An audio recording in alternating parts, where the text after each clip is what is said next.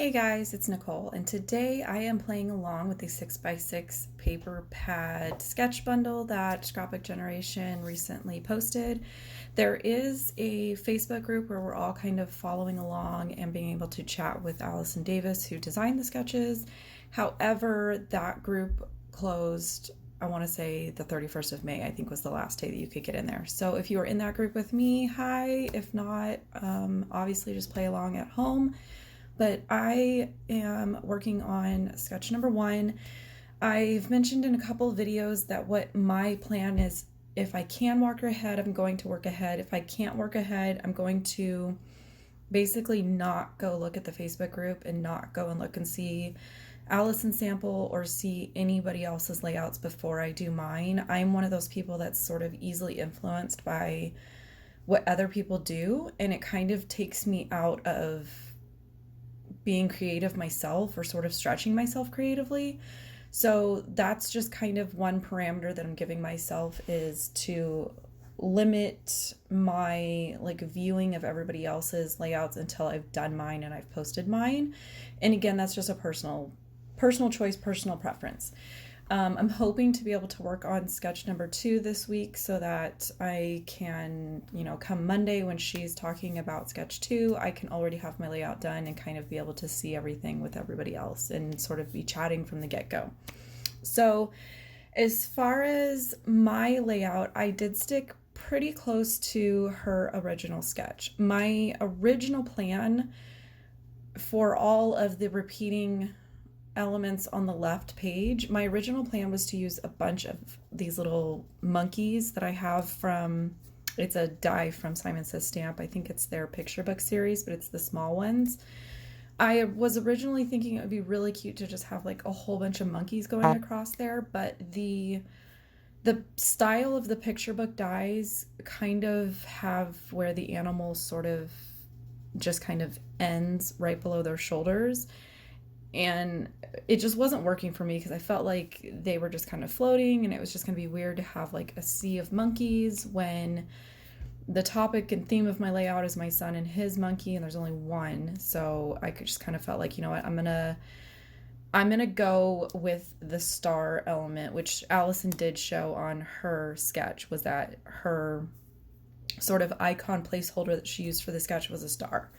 Now, I could have gone with hexagon, could have gone with hearts, circles, could have gone with anything.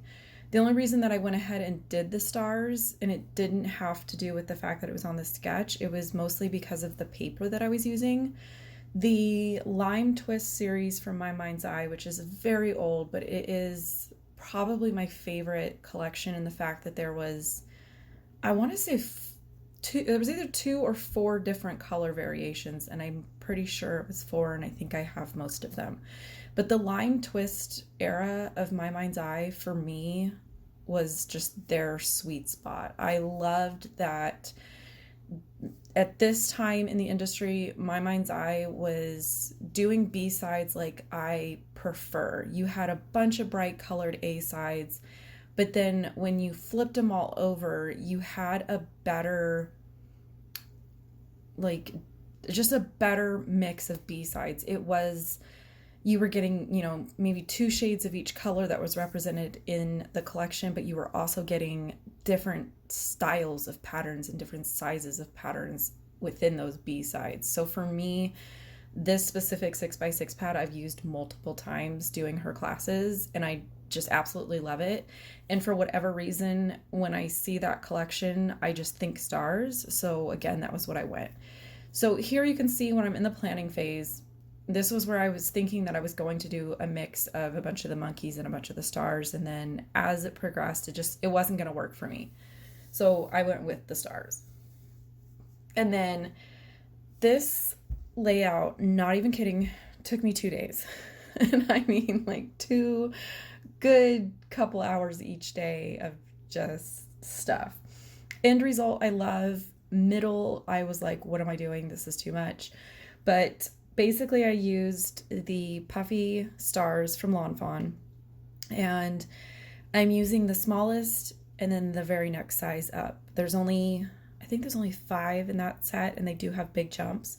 So I'm using the number 2 one for my main stars, and then the small one for some smaller, like embellishing type stars.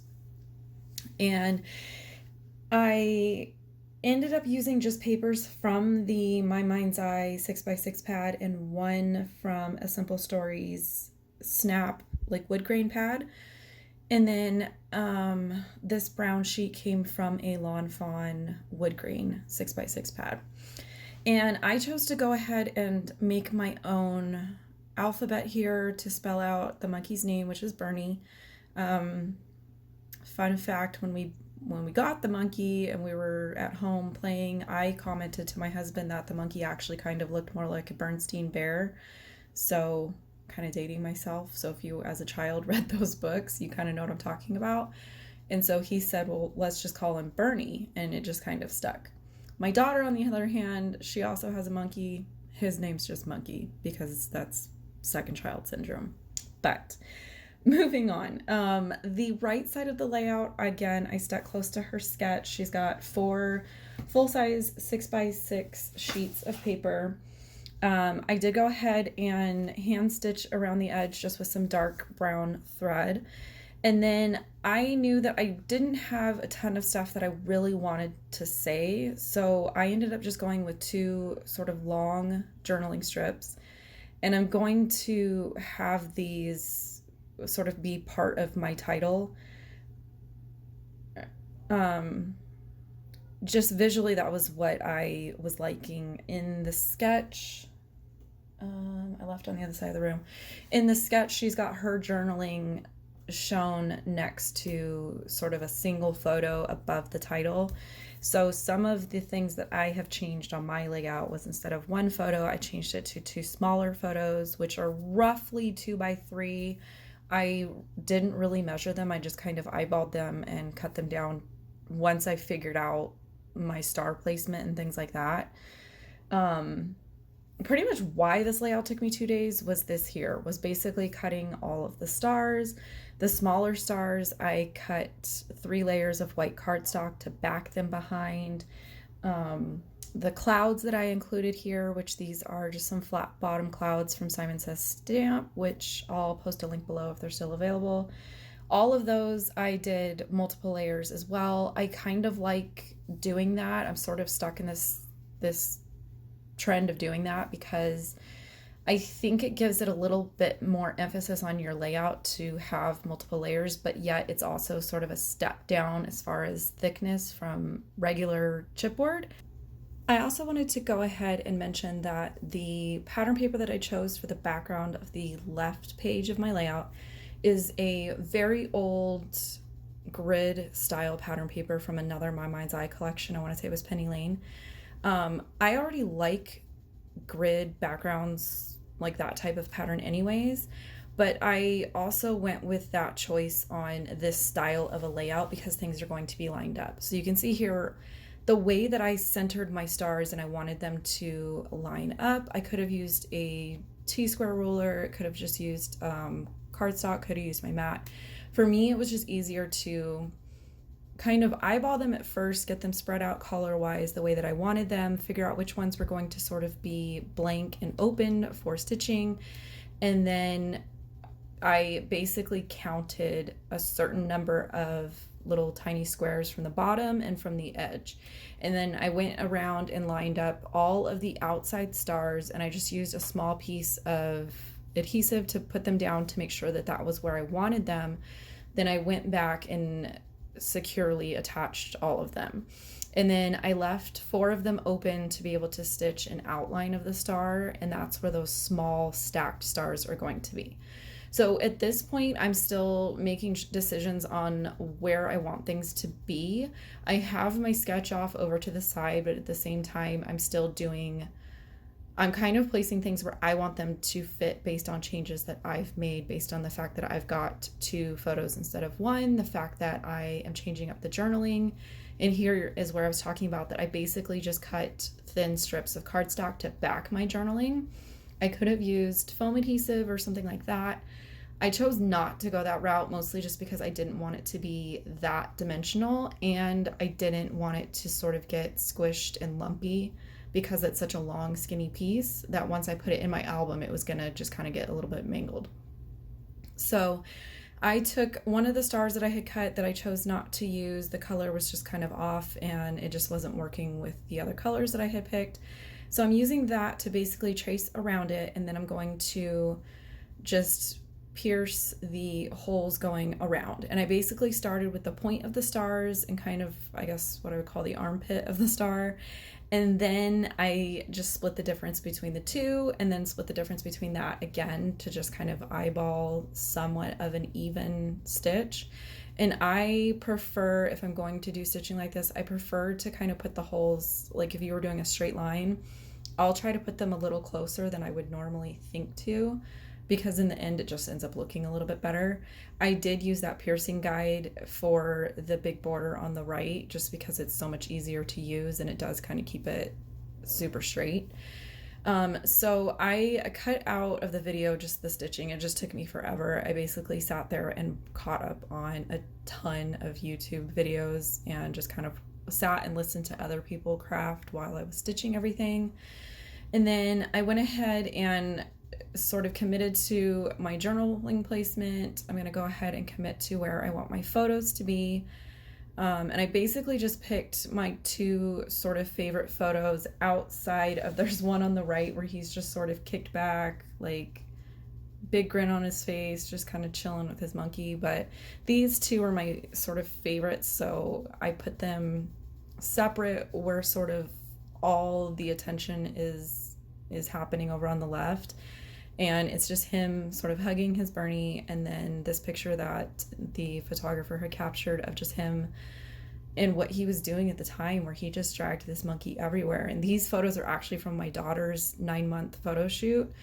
She just kind of was using him as a placeholder to get her settings right while I was changing outfits for my daughter and stuff. And when I got the photos back, I was really glad that she had included these, because we have photos from when he was 9 months with this monkey. We have photos of him when I was pregnant with my daughter and he's dragging around this monkey. Like this monkey has showed up in a ton of our family photos, and we've always had them done with her, so she's kind of watched this relationship grow as well. So it's just kind of a nice treat that these came when she sent me the photos of my daughter.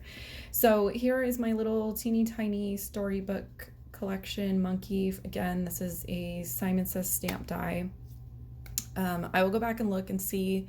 Hopefully he's not retired. Hopefully he's still there, and I can post a link for you guys. I love these little animals. I think they're just really cute. They are one piece, so you do have to run them through each color cardstock that you want to use, and you kind of have to make sure you don't lose their little eyeballs. I lost one and turned out it was stuck to my glue bottle, so I was kind of glad I didn't have to go crawling on the floor for that.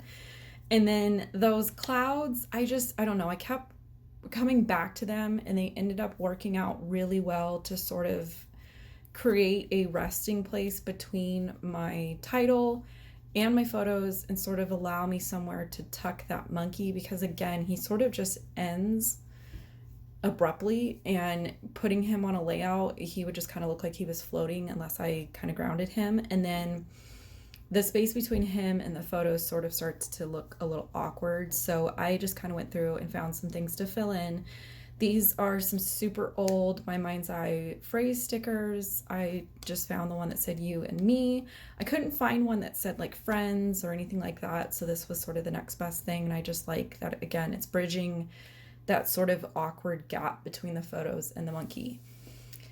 And then I went and decided to go ahead and finish my right-hand page, which I don't know what it was. I think just with how detailed the left side was, by the time I came to the right, I was just having a whole lot of sort of decision fatigue. Plus, this was pretty late at night on day one. Like I said, I kept coming up here and I'd work on it for an hour and I'd leave, and I'd come back for an hour and I'd leave. Well, this was late at night, and I was like, okay, I already know I'm probably not going to finish the layout tonight, but I do want to make some decisions before I go to bed. So Came back the next day. I've die cut another heart. I'm gonna go ahead and stitch this one too. This one, I'm not tracing the edges of anything, so I'm just eyeballing it. I basically pierce near the tip of the star, near the tip of the armpit area, and then just kind of eyeball 2 more holes between the two. And then I'm gonna go and just stitch that. And I basically just kind of did a running stitch, skipped every other one, went back and filled it in. I have always liked the look of stitching on layouts. I feel like I tend to just get into this groove of I want to complete the layout and kind of move on. So it was sort of interesting to kind of do this much stitching on one layout. Towards the end, I was getting a little like, I want to be done, but end result, I really do like the way that it ended up turning out. Now, on the right-hand side, I was really trying to make some of these smaller star die cuts that I had work over here, and I've learned to just not force myself to make things work. If I can't come up with a grouping that I like the way it looks, I move on. So I decided to go through the sort of basic supplies that I had set aside to use with all of these sketches, and I go through and explain this in my 6x6 prep video. So I'll post a link below to that so you can kind of see a little bit more information on these. These specific stickers are from Simple Stories Snapline, and they are very thin. So I went ahead and just put it on some white cardstock and then trimmed it down to be the size that I wanted it to be. And it just kind of helps give it a little bit more substance. And then I've got one more of these little clouds that I had die cut, so I'm going to use that to embellish this upper left area of my photo grid. And then I was originally thinking about using this date sticker, but then I realized I didn't actually need to date this layout because this is going to be part of the rest of the photos from this session. So I don't need to have the date on there because it's basically going to be sandwiched between a bunch from the exact same time frame. So I just went with the one that said "So Silly," and basically I just went with one that kind of matched the color and the feel of the layout, and went ahead and used that star that I had stitched, the little phrase that I had cut, and then here, weirdly enough, was my favorite part of this entire layout. Was I took some Studio Calico wood veneer stars and I colored them with Distress Oxide inks. I originally thought I was going to do something that I had done years ago where I colored them and then I put clear embossing powder on them and heat set them to kind of make them glossy. But I went ahead and on night one basically tested it out to see if it was going to work, and because these are pigment inks, the ink actually stayed on top of the star and worked really well. It worked better for me to actually rub it into the ink pad than to sort of tap it, because basically when you rub these ink pads, the ink kind of gets juicy and comes to the surface. They do transfer a little bit of ink, like if I even still right now go touch one of them, a little bit of ink will transfer. That doesn't really bother me. I took a paper towel and just kind of pressed it onto all of them when the layout was done to sort of sop up anything that was really wet. You probably could heat set them. If you are going to heat set them, do it before you put them on your layout. If you get a heat gun anywhere near your photos, ask me because I've done it before. You'll ruin your photos. So I skipped it. I figured they weren't that wet. By the time I personally get them into my layout, they will be quite dry. So, but I just really like putting tiny embellishments here and there on my layout. I feel like it just kind of finishes everything up. And weirdly enough, with everything going on this layout, for some reason this was the process that I enjoyed the most, which I thought was just kind of funny, that after all the stitching and all the die cuts and all this stuff going on, just this simple like pulling out a product that I don't normally use. I don't normally use wood veneer, but I absolutely love these stinking little stars, especially after I colored them in. So if anybody else out there maybe doesn't use wood veneer or just doesn't particularly like it, try coloring it. Try putting embossing powder on them. I've even gone so far as taking one of the potty people and I heat embossed it and then did like the resist technique on top, and it actually came out really good. Depends obviously on the size of your stamp that you're using and the size of the actual wood veneer, but definitely take a second look about how you can kind of change up your supplies to make them work for you. So here are some close-ups of the finished layout and a photo of the whole layout all together at the end, as well as a photo that I am including of what my desk looked like after 2 days of doing one layout. I have already cleaned it up and I'm ready to start on number 2, so I'm pretty proud of myself for that. But I thought it would be funny to include it into the video just to show you how big of a mess that I end up with, because again, you guys only see what's in the frame of my camera. So as always, I thank you guys for stopping by, leaving comments, thumbs up, all that, and I will catch you guys in another video shortly.